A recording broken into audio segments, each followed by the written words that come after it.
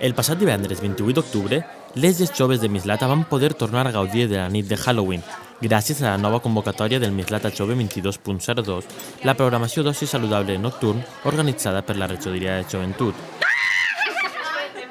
En aquesta ocasió, la cita es va donar al Centre Jove del Mercat, on la nit va estar ambientada amb la festa de Halloween, degut a la proximitat d'aquesta data.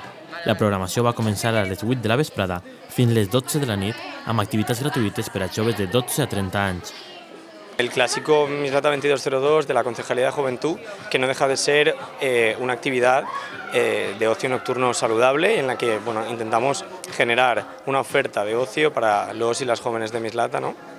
En estas fechas pues tan señaladas, ¿no? La temática es un poco pues sobre Halloween y sobre terror.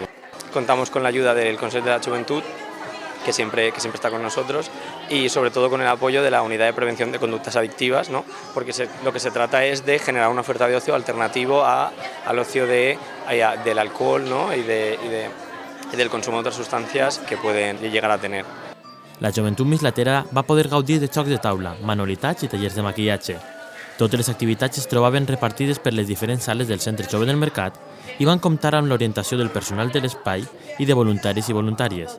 Molts dels assistents van anar disfressats en una nit de jocs, terror i diversió.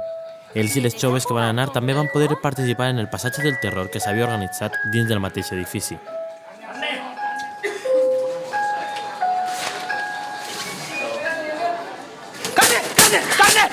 A més, el dissabte 29, més de 300 persones van gaudir de la tercera edició de la Survival Zombie, organitzada pel Consell de la Joventut de Mislata en col·laboració amb l'Ajuntament i que va recórrer els carrers de la ciutat.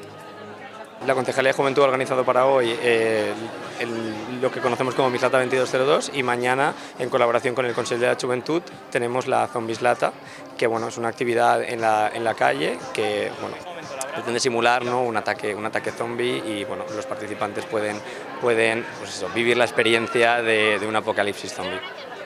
La iniciativa de l'Ajuntament Mislata Jove 22.02 per un oci nocturn saludable ha demostrat aquest cap de setmana passat que cada vegada compta amb més persones participants.